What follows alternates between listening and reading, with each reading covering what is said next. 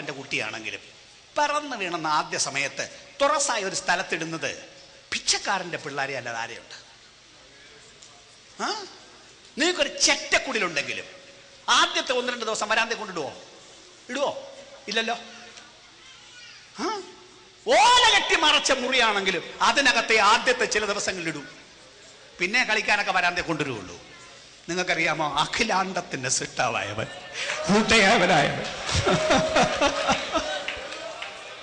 അവൻ ജനിച്ചപ്പോൾ അവനെ കിടത്താൻ കിട്ടിയ സ്ഥലം പുൽത്തൊഴുത്ത്. ഞാൻ ഒന്നുകൂടെ ചോദിക്കും, ഈ വാർത്ത പറയാൻ ദൂതനെ ആകാശമധ്യത്തിൽ അയച്ചില്ലേ?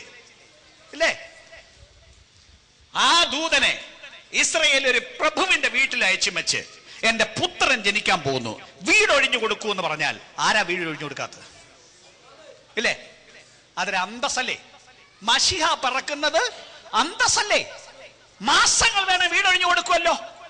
അതിന് ദൈവം തയ്യാറാകാതെ, ദൈവം മിണ്ടാതെ, ഒരഗതിയെ പോലെ, ഏതുമില്ലാത്തവനെ പോലെ തന്റെ പുത്രനെ ഒരു പുൽത്തൊഴുത്തിൽ കൊണ്ടിടാൻ തയ്യാറായ ദൈവത്തിന്റെ പ്രവൃത്തി ഇന്ന് പകലെന്ന് ആലോചിച്ചു നോക്കൂ.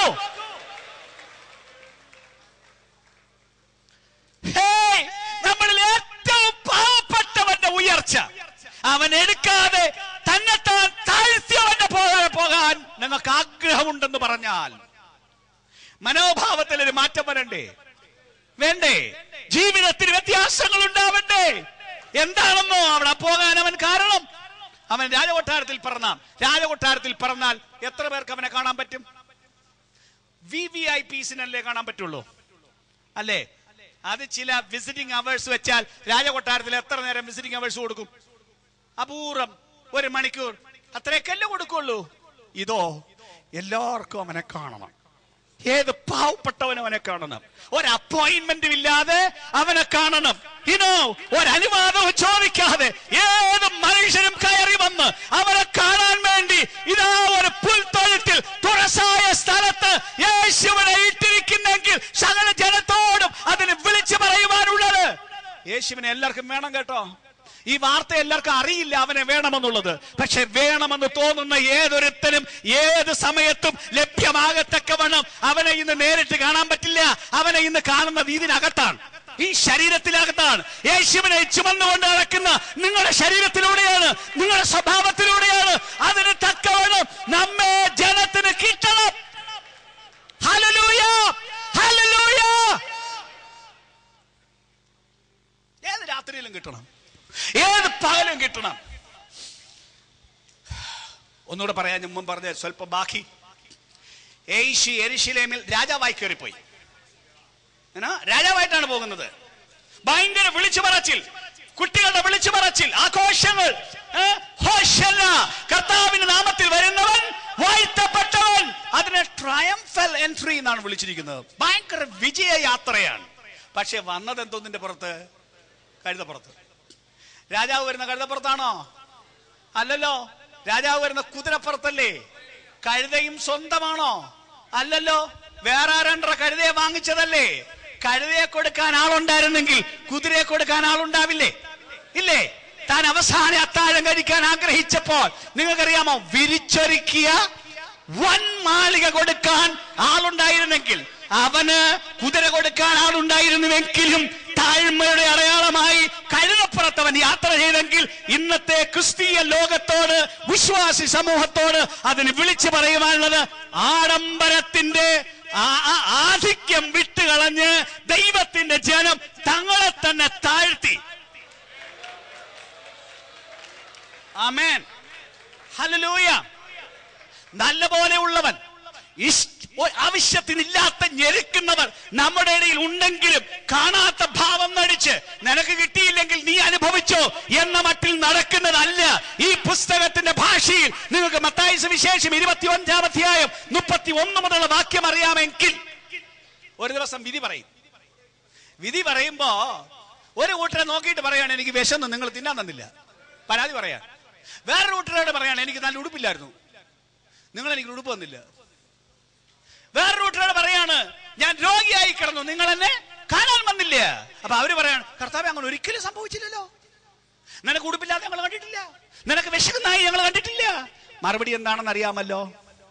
എന്റെ ഈ ഏറ്റവും ചെറിയവരിൽ ഒരുത്തന് നിങ്ങൾ ചെയ്യാഞ്ഞതെല്ലാം എനിക്കാണ് ചെയ്യാഞ്ഞത് എന്ന് വിളിച്ചു പറഞ്ഞ ഈ തിരുവെഴുത്തനുസരിച്ച് നിങ്ങൾക്കറിയാമോ, ഞാൻ ഒന്നുകൂടി ആദ്യം പറഞ്ഞ പ്രയോഗം ഒന്ന് വിളിച്ചു പറയട്ടെ.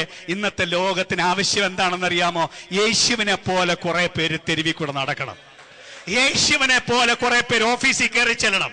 യേശുവിനെ പോലെ കുറെ പേർ ഹോസ്പിറ്റലിലേക്ക് കയറി ചെല്ലണം. ആ സ്വഭാവം കാണുമ്പോ ഇത് കേട്ടിട്ടുള്ള നാട്ടുകാർ പറയണം, യേശുവിന് പകരം ഒരു സ്ത്രീ ഇവിടെ വന്നിരിക്കുന്നു, യേശുവിന് പകരം ഒരു പുരുഷൻ വന്നിരിക്കുന്നു, ഇതിന്റെ ആളെ എനിക്കും കൂടെ വേണം എന്ന് പറയത്തക്കവണ്ണം യേശുവിനെ ചുമക്കുന്നവരാണ് വേണ്ടിയത്. ഇതൊരു മതമല്ല, ഇത് പൊങ്ങച്ചത്തിനൊരു മതമല്ല. നിങ്ങളെല്ലാം പാപികൾ, ഞങ്ങൾ ഭയങ്കര പരിശുദ്ധർ എന്ന് വിളിച്ചു പറയുന്ന അഹങ്കാരത്തിനൊരു മതമല്ല. തന്നെ താൻ താഴ്ത്തി ഏത് പാപിയായും ഉദ്ധരിക്കുന്ന ഒരു സമ്പ്രദായമാണ് ദൈവത്തിന്റെ ജനത്തിൽ നിന്ന് വേണ്ടത്.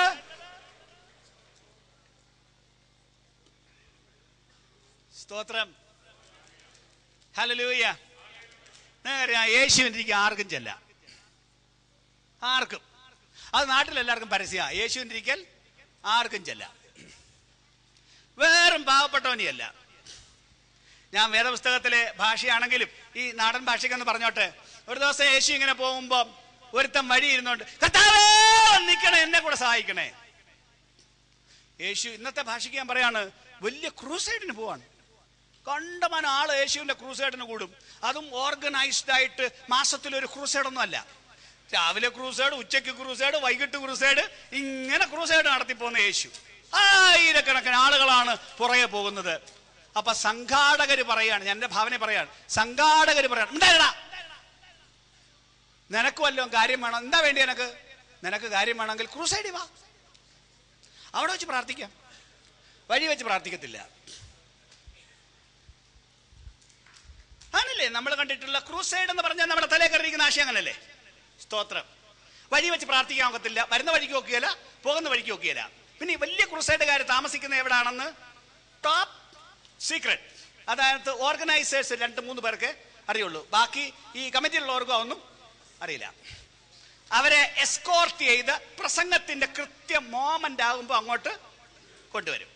പ്രസംഗം കഴിഞ്ഞ അവിടെ പ്രാർത്ഥന കഴിഞ്ഞാൽ ആളുകൾ കണ്ണടച്ച് നിൽക്കുമ്പോൾ ഇവരെ ഈ വഴിക്ക് കൊണ്ടുപോകും. അതല്ലേ ക്രൂസൈഡ് എന്ന് പറഞ്ഞാൽ? ഇത് കണ്ടുവരുന്ന ഉപദേശിയുടെ ചിന്ത എന്താണ്? ഉപദേശിയായാൽ ഇങ്ങനെ അല്ലേ? പ്രസംഗിയായാൽ യോഗം തുടങ്ങുമ്പോ വന്നൂടാ. പ്രസംഗത്തിന് കൃത്യ മോമെന്റിലെ അഭിഷേകം വരുള്ളൂ, അന്നേരെ കയറാവും. അല്ലേ നമ്മൾ ആളെ കൊണ്ടുവരുന്നത്? നിങ്ങൾ യേശുവിനെ ഒന്ന് നോക്കുന്നേ. യേശു അങ്ങനല്ല, അങ്ങനല്ല. ആമേൻ. യേശു യോഗത്തിന് നേരത്തെ അവിടെ പോകുന്ന വഴിക്ക് പ്രാർത്ഥിക്കും, യോഗം കഴിഞ്ഞ് പ്രാർത്ഥിക്കും. എന്റെ വീട്ടിൽ വന്നെന്ന് പ്രാർത്ഥിക്കണമെന്ന് പറഞ്ഞാൽ വീട്ടിൽ വന്ന് പ്രാർത്ഥിക്കും. അവൻ താമസിക്കുന്നിടത്ത് വന്ന് പ്രാർത്ഥിക്കണമെന്ന് പറഞ്ഞാൽ അവിടെ കയറാം. അതേനെ. Listen to me. ചില പ്രസംഗികൾ പറയുന്നത് ഈ പ്രസംഗിച്ചിങ്ങനെ മൂത്ത് വരുമ്പോഴേ അഭിഷേകമുള്ളൂ, അത് കഴിഞ്ഞാൽ പോയി. I tell you my dear friends, അങ്ങനെ ധാരണയുണ്ടെങ്കിലും എന്റെ അനുഭവത്തിൽ ഞാൻ പറയാണ്, സത്യം അതല്ല. അങ്ങനെ ഒരു അഭിഷേകം ഉണ്ട്, സ്ഥിരം താമസിക്കാത്തൊരു അഭിഷേകമുണ്ട്, വന്നു പോകുന്നൊരു അഭിഷേകം ഉണ്ട്. പക്ഷേ ആത്മാവിന് വേറൊരു വഴിയുണ്ട്. 24 മണിക്കൂറും ഇതിനകത്ത് തങ്ങുന്നൊരു അഭിഷേകമുണ്ട്. ഈ ശരീരം അറിയുന്നൊരു അഭിഷേകമുണ്ട്, ഈ കാലും കൈയും അറിയുന്നൊരു അഭിഷേകം, ഈ ഉടൽ അറിയുന്ന ഒരു അഭിഷേകമുണ്ട്. അത് പോകുന്നതല്ല, പോകാൻ വേണ്ടിയുള്ള അഭിഷേകമല്ല.